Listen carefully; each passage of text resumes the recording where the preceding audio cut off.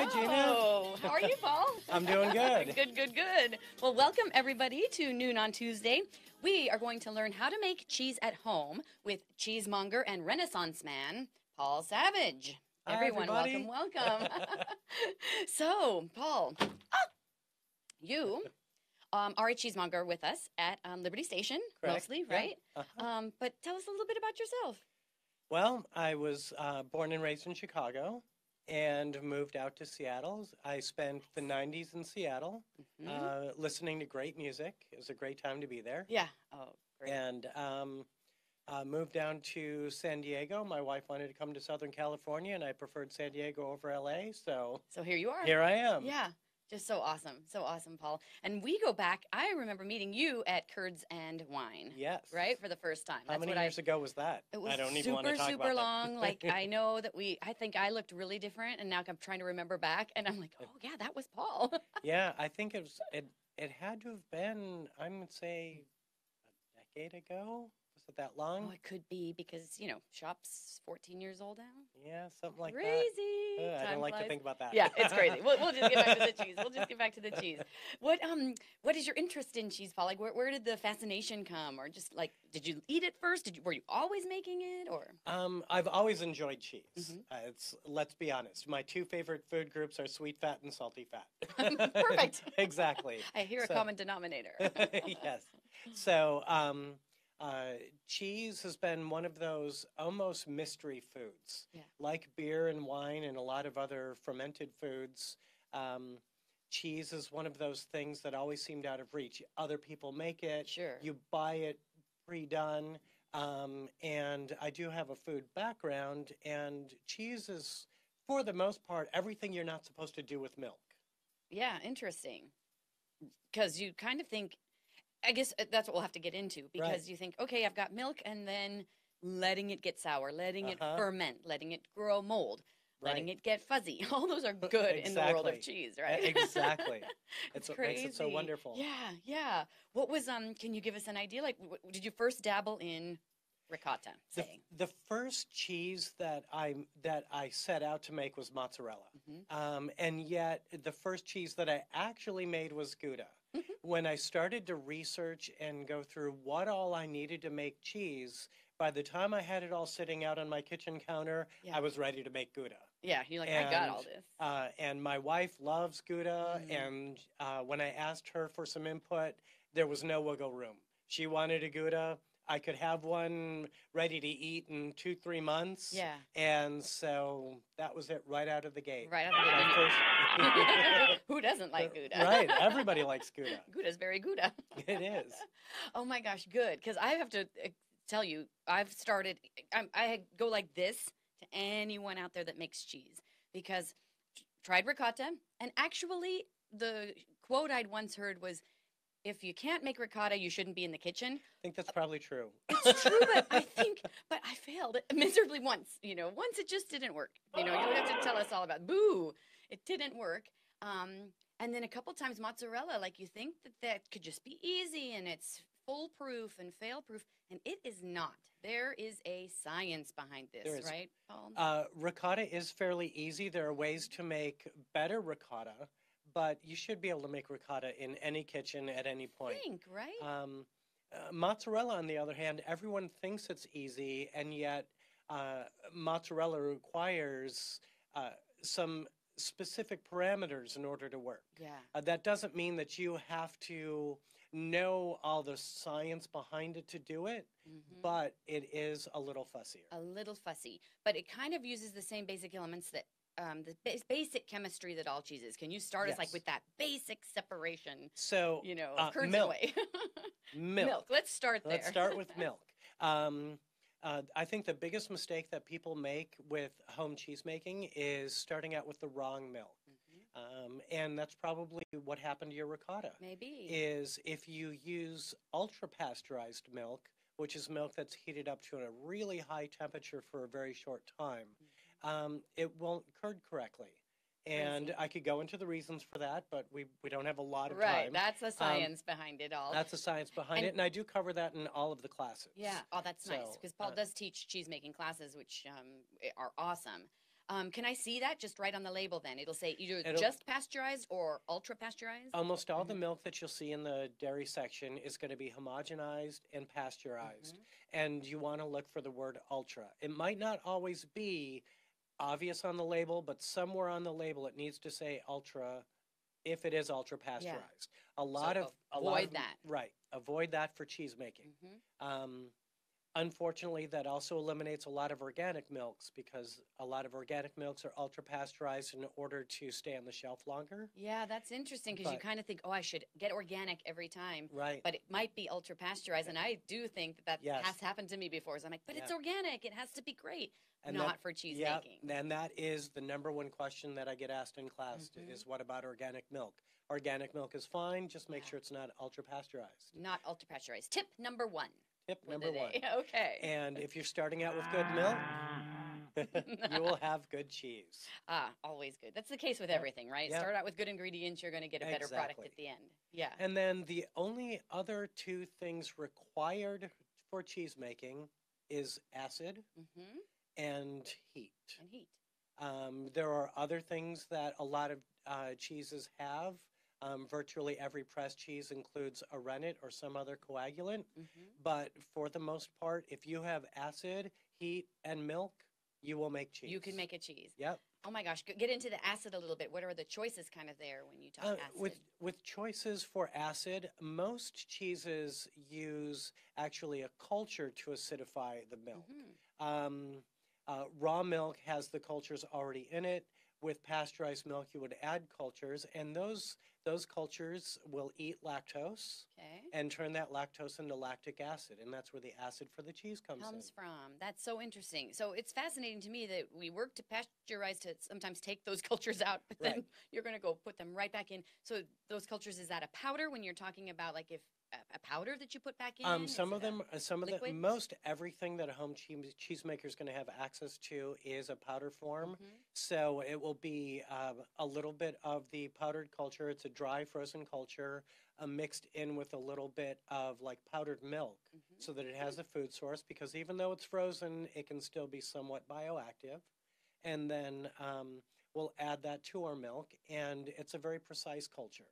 So the culture that you're getting is going to be the same this time, next time, the time after that, so that you have consistency. And this is the science. You need it to be that way, right? This is the consistency. You don't want to have the perfect recipe that came out great and not be able to do that again. And not be able to do it. Okay. So I've got my milk, I've got my acid, and it could be tell about like lemon juice or citric acid too. Those two things, right? So citric acid is the same acid that would be in lemon juice, and that definitely works. Vinegar is also an acid that works.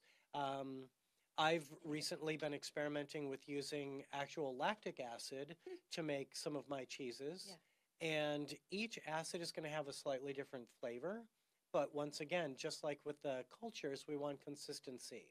So a lot of recipes will call for citric acid because it's a very consistent acid, and if you use a tablespoon of it today and that works, you need a tablespoon tomorrow. Right, and that's going to be consistent. And will that change the flavor, a citric acid versus to me, lemon or vinegar totally would. Lemon and vinegar change the flavor a lot. Citric acid is a very mildly flavored acid, and you'd be hard-pressed to actually taste it in the end. You can, but it's a very flavorless acid. Okay, which is perfect. If you want something else to shine. Unless you want lemon or lime or orange to be a flavor. And you could really use orange? Like, could you? You can use orange. Yeah, that's fascinating. I've made panniers and ricottas using lemon, lime, and orange. That sounds really good. Like we would get the little hint of that versus just the cream of the milk, you know? Exactly. Oh, that's another one tip. Use other types of citrus. Play around. That's good. Okay, so I'm at home. I've got my milk. I've got my culture or acid. And I've got my stove and a big pot. I always recommend a double boiler. So the easiest way to do a double boiler is put a little pot inside of a big pot with some water around it. Nice. So you just don't want to heat it too much. Is this the problem? You don't want anything burnt? Or you don't want to. Heating up milk on a regular stovetop, you're likely to scorch the bottom. And an example with ricotta, you don't want to stir it too much. So if you're adding heat and you're stirring and you don't want to stir too much, then you're obviously going to increase your chances of scorching your milk. Of scorching. Very good. So And that's not a flavor I like in my cheese. Right. That's No. not that. It's good for the burnt crust on a pizza edge. That burnt, it is. cheesy, I milky like the burnt flavor, cheesy. but not in the ricotta. No, you don't want that. Yeah. So ricotta then not only okay then so I was making it more difficult probably than it needed to be. I probably stirred too much, played around with it too much. Could have just let it sit there and do its thing. You just the simplest ricotta recipe. I'll give it to everyone right now. Yeah. Heat up milk to about 180 to 185 degrees and add a little bit of acid to it at a time until it breaks, and voila, you have ricotta. I don't need these temperatures. Do I need my thermometer and all that? You do need your thermometer to make sure that your milk is up to temperature. Okay. You can, if you don't have a thermometer, you can look for little micro bubbles forming around the side, and that should tell you that you're at temperature. But I suggest that you have a good spoon, a double boiler, and a thermometer. Little ingredients, but yeah. Okay. And there are ways to make better ricotta, but that is the recipe that I would have everybody start with. Sure, just whole milk, yeah, obviously. Whole milk. You can even use skim milk. You can use whatever milk you want. You can use the skim and still get a good, decent You can. You'll ricotta. get less yield because cheese really is trapped fat. And so the less fat in your dairy, the less yield you'll have at the other end. Ah, nice. Which is why we could get into then the milks and the different. If they're the fattier milks, you're going to get a better yield from that. Exactly. Well, that's a really good way to think about it because I don't think everyone's so you're worried about having anything fat. The word fat, everyone's scared. Fat. Oh no, I love it. You need it in cheese, and then the milk needs it to give the better yield, like you said, right? All right, this book will not stay. Okay, so that is great, ricotta, because, I mean, I love it. Once you've kind of made it, though, I think you don't ever want to buy it because it's so delicious. And time-wise, like, what would you say the time it takes to make that from start to finish? However long it takes you to heat up however much milk you have. Yeah, okay. And then add another 10, 15 minutes for straining. Yeah. So if you're making lasagna, by the time your noodles are ready, so you heat up your water, start heating up your water and heat up your milk at the same time. By the time your noodles are ready to come out of the water to make your lasagna, your ricotta's ready. Your ricotta is sitting there. That is so great. A gallon of it is really great. Would you say like for a pan of lasagna, 1 gallon of milk, or would you even a gallon need of that? milk makes roughly a pound of cheese. Okay. So the rule of thumb in the industry is 10 pounds for 1 pound. Right. But for the home user, depending on the type of cheese you're making, 1 gallon to 1 pound is a pretty good good yield. So that's really awesome. So I mean, just the cost of really the gallon of milk, exactly, and you've got a beautiful ricotta. And it's so much better than. Yeah, I gotta say. Yeah. Even though we get the fresh, Did I roll my eyes? Stuff. I'm sorry. Yeah, like, oh, come on, this is so easy. Who would ever do this? If I can do it, you can do it. Yeah, like really. Okay, I'm gonna do it again. Straining. Do I need cheesecloth or anything like that? Can I use just a colander type thing? For ricotta, you can get away with a colander because the curd should be nice, big, and fluffy. For your other cheeses, you will need cheesecloth, and not usually the cheesecloth that they sell around Thanksgiving for wrapping the turkey. That's too fine of a weave. Ah, interesting. And is it fabricy? It's very sticky, maybe? It's not. The cheesecloth is pretty clean feeling. Okay. But it is a tight weave. It's less tight than a loose cotton T-shirt, but in a pinch, you can grab an old T-shirt, make sure it's sterile. But I have used an old shirt and an old bandana in a pinch. In a pinch, because you just had to have something to catch the curds in there, right? And let the whey go. That's awesome. That's really great. All right, so ricotta, you start paneer, like yogurt and paneer, those are all kind of in that same family of those fresh cheeses where all you need is the acid. Yogurt is different. Yogurt is a culture, but paneer is the next step after ricotta. Okay. So paneer is roughly a pressed version of ricotta. Oh, interesting. Okay, but the same basic structure of making. If you can make ricotta, you can make paneer. What? And if you can make paneer, you can make ricotta salata. If you can make ricotta salata, you can make a great pasta. This is okay. Dinner is served. Exactly. Suddenly we have served everything. That is really great. Okay, I'm going to have to try paneer, which is typically India. It's famous in India, right? And there are other versions. Depending on what part of the world you're in, these cheeses will be roughly the same cheese, but a different name. Yeah. like queso blanco, Mm-hmm. queso fresco. These are both. Those two terms are somewhat interchangeable, but mostly queso fresco refers to a paneer A style of paneer cheese. style. Oh, very good. Because we see that often, 'cause Mhm. Mexico being close, Yeah. we'll see that more, I think, than you see paneer Right. in the shops. But that is really And good I to make know. paneer all the time because Yeah. any cheese that you can slice and put on the grill, Yeah. so you make it grilled cheese, literally. It's awesome. Literally, yeah. Nothing else required. I think you should make a grilled cheese sandwich, Paul. What about with paneer on as the bread? I have done And then that. put something else in the middle. I have, Yeah? I have actually done paneer, tomato, cheddar paneer, and then served it like a little hors d'oeuvre. Yeah, That was that sounds pretty really yummy. good. Pretty Pretty yummy. yummy. Pretty yummy. So what's the difference though, ricotta from the paneer and then ricotta salata? 'Cause people So have heard that ricotta term. salata is a pressed ricotta. Mm-hmm. So you make a paneer, Yeah. and then you're actually just salting it, and that's a cheese that you can age for about 2 weeks in your refrigerator. Okay, very So good. it's something that everyone can do. Yeah. And that one you would kind of typically grate over something because you get that Yes. saltiness. You're Yeah. salting now. You're introducing lots of salt, right? To It's keep a it that way. seasoning. Yeah. Okay. Which is another interesting way that people don't think of cheese, but using cheese as a seasoning for your food. Sure. For adding some sort of extra And we're going to get to flavor. that a little later when we talk about I those know. cheeses. Am I drooling? I Yeah. am. Okay.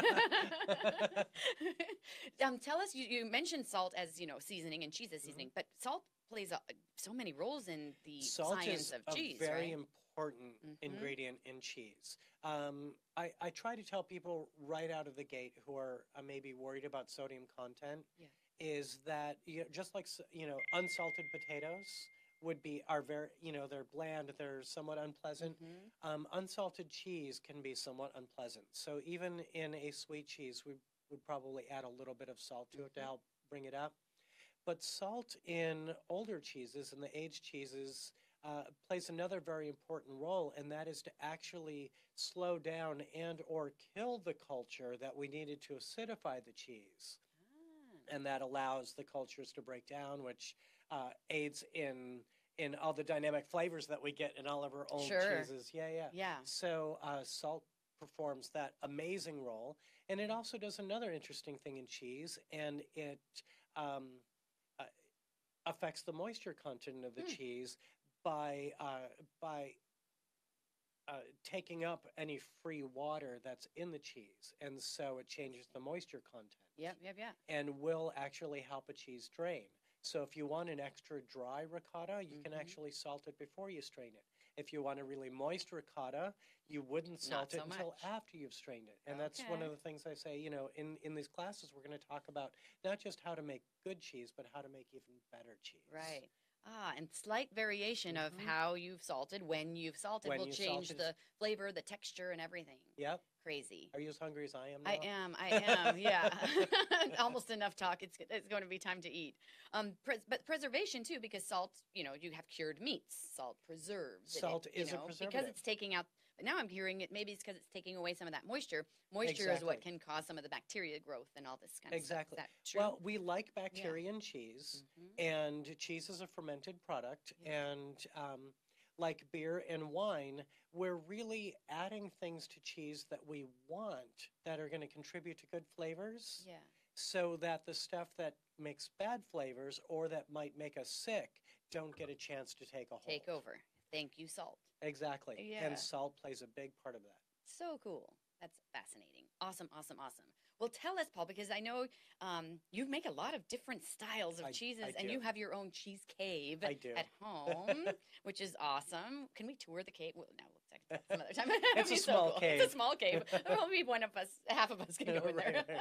But what have you've brought us some treats today, and they look fantastic. So I brought a habanero cheddar that was pressed and first went in the cage in February of 2014. 2014. So it is, it's interesting to taste it as it's going through its phases. So when it was a year old, it wasn't very spicy at all.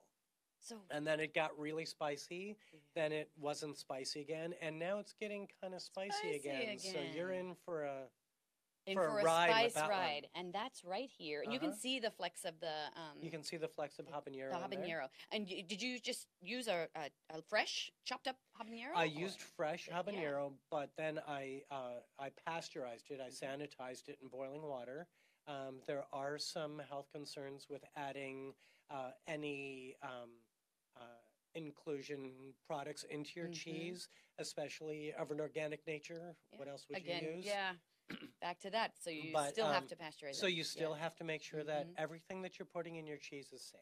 Mm-hmm. The cheese itself is somewhat of a preservative, and making cheese at home is relatively safe. Yeah. But you just want to go that extra step just to be sure. Yeah, to be sure. And I've heard this so many times. Cheesemakers are like, yes, the glamorous life of cheesemaking. It's 10% making and 90% cleaning. It's 90% cleaning. 90% cleaning. Easy. Yeah. So Easy. before there's a romantic side to it. Yes. The cave, the aging, and everything. But the practical side of it, it's a lot all of about cleaning. sanitation, Yep. cleaning, and everything. It's all about cleaning. But it's nice. So any external ingredient from the milk, it's pasteurized, clean, sanitized, Right, all right. that kind of stuff. Yep. Yeah. And I like to be able to replicate any cheese that I make that I like. I do a lot of experimentation. Yeah. Currently in my cave, I have a green tea dry jack. Green tea dry. Did you put the green tea on the outside? The green tea is actually infused into the milk. So the jack cheese is this sort of shamrock-looking cheese. Okay, it really Yeah, did. yeah. Yeah. So okay. And it's tasty. Yeah. I wanted to go a little bit longer, which is why we don't have any here. But Next time. next time. Next time. And tell us, there's the bloomy rind. Okay, the Oh my bloomy gosh. rind.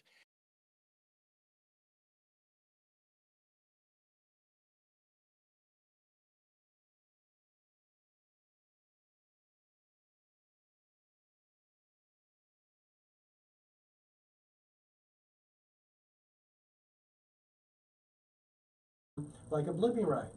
So these cute little cheese balls that they've been aging about 2 weeks. So I pushed them a little bit quickly so that they'd be ready and look kind of cute for here. Yeah. And so the flavor's not as complex as they would be had I aged them a little more slowly. But my next dinner guests are going to be in for their own treat of their own individual little cheeses.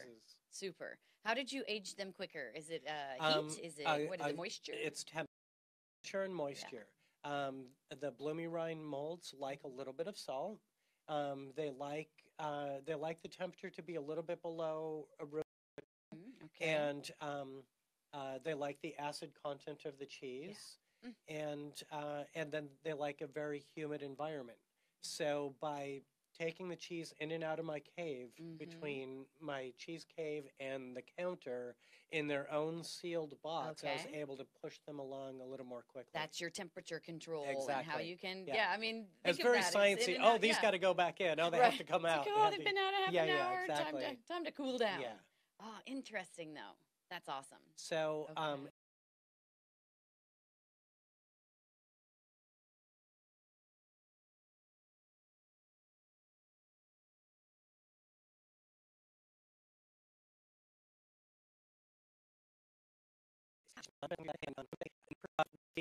we might get this. Exactly. What if we put tea in there? Okay, but exactly. then there's the art. To me, cheese is such a science and art combination. Exactly. Science at the very start. To me, that's the most scientific moment, sort of. Yeah. Because you got to get that right separation, right, and the pH balances. We can get into all that, right? That and has we've to been be there. making cheese long before we knew what was happening with it. Yeah, it was just kind of magic. It was just probably this back then. magic process that was happening. But where the science of cheese comes in is troubleshooting, or how do I make this better? So can I fix this? I know anybody can make good cheese at home. You want to make better cheese, a little bit of science. You want to wonder what went wrong, a little bit of science. Yeah, interesting. Very cool. Did I see also a blue up there? There is a blue up there, and that's my pride and joy. That is. That Does it have a blue is- name? Do you name your cheeses? You know, another one Yeah. of our cheesemongers, Jess, told me the other day that I need to name my cheeses. You do need to name the cheeses. But that blue is almost a year old. Yeah. It started aging last August, Okay. and I've been slowly drying it under cooler temperatures. Because that is a cheese that I'm going to be, its destination is to be used as a seasoning. Okay. So I want to powderize it at the other end, and then I'm going to use it to add a little bit to my fresh mozzarella or to Interesting. put on pasta. So it's actually, its eventual end is going to be as a seasoning. As a seasoning. That's like But fairy right dust. now it's fudgy. It's Yeah, fudgy it's now. really fudgy. As in texture? As in texture. Yeah, Yep. okay. So Fudgy. it's a dense fudge. And dense fudge, you're going to keep drying it with the thoughts of getting it powdery. Exactly. I could put it on French fries? You can I could put it put it on on. anything that you want, that little Popcorn. kick of blue. Ooh, popcorn. Popcorn would be good. Oh, Would that'd be would that really be a good. One? Could you just dust it on, you know how you get buffalo wings and they always have blue cheese sauce. Uh-huh. Could you Like I put said, that? anything that you can season. This is a new thing. You know, I haven't done it before. I haven't seen it before. I just came up with the idea and said, let's see if I can make it happen. Yes. You need to work your name into it because Paul Savage, that's a cool name. Savage by the way. Blue. Savage Blue. Who wouldn't want to eat Savage Blue? I want to eat I Savage want Blue. to eat it. Okay, well, what are we waiting for? Yeah. Can we try some of this? Yes. All right, I'm going to let you So guide along. But, okay, look at okay, I wish if everyone is on Facebook Live, the color's really gold. Why is it really like gold color? that's actually only exclusively through the drying and aging process. There's no Okay. color in cheese. In that cheese, but it's just, it's really a dark Yeah, color. it's really but dark. it looks fudgy. It's very or fudgy. caramely. It's very fudgy, but caramely, yummy fudgy. and it's one of my favorites. That is a nice, strong blue. Like, you know what I Right? mean? Like, you get that blue flavor. Uh-huh. But I don't, like, it's not Barney. You know, some of them are very No. cow-like or Barney. I'm not getting that. Oh, I hope not. Yeah, because that wasn't my goal. That wasn't the goal, Yeah, so yeah. that's good. And this one looks like it's more bluey on the outside So, versus the inside. because I wanted to turn it into a spice, I wanted the inside, the paste part, to be what would be called an albino blue.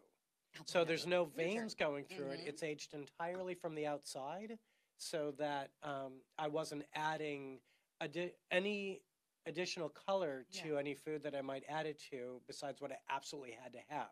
So as you can see, it's a little bit dark, but as it dries and gets grated, it won't impart too much color. The flavor's there though. That's thank it's you. as blue as can be. That's so Right. crazy. Like it wasn't what I expected because it didn't have the veins. Right. You know, But you it's get this intensely blue Oh yeah. and intensely fudgy, But chocolatey at this yes. point. Chocolate. Yeah.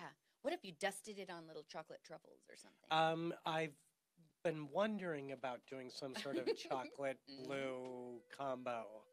I'm not sure if I'm going to age a blue with cocoa or what I'm going to do yet, but there is a chocolate blue in my future. A chocolate blue sounds very cool. Right. It sounds crazy, but crazy good. That's awesome. And then we'll save the habanero for last so it doesn't kill you. Yeah. Should I but- taste the bloomy guy? Yeah, try the bloomy. The bloomy's young. Here, go for so it. pretty. I'm gonna take. I just So- want to like pick up and just bite the whole thing. You It's can. so creamy. It's very creamy. So tell again. You said this was left over from one of your cheese This classes? is leftover. I was teaching a cheese class in Del Mar that I thought about it as a counterculture class. Okay. So it's all kind of cheeses that could be cultured on your counter. I love the name counter. The name of the class, it was specifically around chev, but I wanted to show just if you could make a chev, you can make all these other cheeses. So just swap out milk, swap out thyme, swap out this, that, and the other thing. That is crazy. And you can do all these from that very base. Right. It can go 20 different directions. Yep. That was a goat cheese? No. No. No. I was gonna say, that's so creamy. That was a cow cheese. Yep. As I could And feel it's a it. little on the Very. salty side because that was what I needed to do to actually push. There we are. You brought the cows. You brought them. Awesome. You brought Bring them. on the cows. Oh my gosh. I can't even tell you that is delicious. Oh, thank you. Thank you. Savage, sensational savage. I got it. We're gonna come up with a name. That is super good. The bloom. Yeah, we need to come up with like a naming theme so that all my cheeses can have a different part of the same theme. But something in there. That is just amazing. That bloomy, that's a mold, right? When you bloomy rind, that's what when we talk bloomy, that's what you see on the outside of Bries. That's the most famous of the bloomy rinds, are the Brie rinds. And completely edible, but it is mold, right? It is a Penicillium candidum. And there are a few other white mold variants that can be found in cheese, but this one is in virtually every white mold cheese that you see. And a lot of people ask, well, if there's mold on my cheese, do I have to cut it off and all that? And I'm like, most cheese is made with mold. Well, an interesting thing about cheese and mold is that a lot of molds can grow on cheese and they won't make you sick because they can't produce the toxins while they're growing on the cheese because of the pH, because of the moisture, because of the salt content. They impart flavor without imparting danger. Yeah, that's really great. Isn't that cool? Really, the crowd likes that. It's like the light bulb went off. It's like, it makes sense now. The wonderful world of cheese. Did you learn a lot of this? I see you brought these books. And these, the title on this one, Cheese, Chemistry, Physics, and Microbiology. It's an intense book. Yeah. So this, you need a scientific mind. But this is going to teach you really the basics, huh? My most recent set of books for learning about cheese. I'm always trying to up myself and learn a little bit more. I'm a little bit obsessed, and so it's good to be obsessed. These books are intense. Yeah, and can you get these? Can you get these like Curds and Wine? That's a great place to get all your cheese making. Right. These are textbooks, and so you do need to get them through a textbook. A textbook thing. Yeah. This is like the real deal to learn but to make. There are some great books at Curds and Wine. It's where I get virtually all of my cheese making supplies. Yeah, that's every once in a while they have a culture that I need that I can't get through there, but it's a fantastic shop. It's a fantastic shop. That is just really great. Paul, that is just super. I feel like I learned so much and we could go on for days. We'll have to come back. But I can't believe we still have to get into, as we say goodbye, the 3-year now, almost 3, the cheddar. Let's eat some cheddar. And on that note, say thank you. And we'll chat next week, everybody. Awesome. Bye.